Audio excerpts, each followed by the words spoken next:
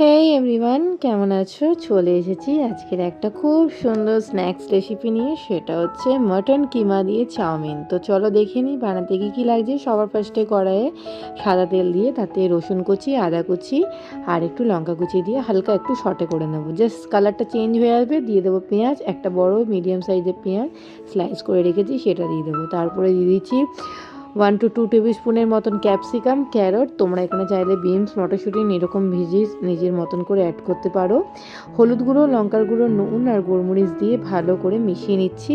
তারপরে দিয়ে দিচ্ছি সমস্ত সস। এর মধ্যে সমস্ত সস একসাথে অ্যাড করা আছে।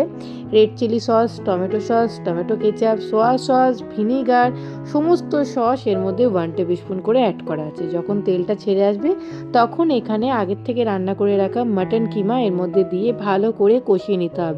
মাটন কিমা যখন সেন্টটা বেরিয়ে আসবে তখন তার মধ্যে আগের থেকে বয়েল করে রাখা চাউমিনটা দিয়ে ভালো করে মিশিয়ে নিতে হবে। 2 স্পুন দিয়ে ভালো করে মেশাতে হবে যাতে মাটন কিমা ফ্লেভার প্রত্যেকটা চাউয়ের মধ্যে খুব ভালো করে মেশে। তো ব্যাস, ওপর থেকে একটু সার্ভ করার আগে রেড চিলি ফ্লেক্স, সামান্য একটু বিট নুন যেটা ব্ল্যাক সল্ট বলে, সেটাকে নিয়ে ভালো করে মাখিয়ে নিলেই আমাদের একদম মাটন কিমা চাউমিন রেডি। কিমা চাউমিন খেতে দারুণ লাগে।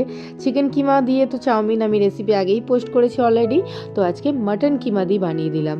তো চলো, আশা করছি এই ভিডিওটা তোমাদের সকলকে খুব এনজয় করেছি। তোমরা যদি মাটন কিমা রেসিপিটা দেখতে চাও যে কেমন করে মাটন কিমাটা বানিয়েছি, অবশ্যই আমাকে কমেন্ট বক্সে কমেন্ট করে জানিও। আমি তাহলে এর ভিডিওটা খুব জলদি পোস্ট করার চেষ্টা করব। তো চলো, টাটা, দেখা হবে এরকম আরও অনেক নিত্য নতুন স্ন্যাক্স আইটেমের সাথে। এটা খেতে জাস্ট দারুণ লাগে।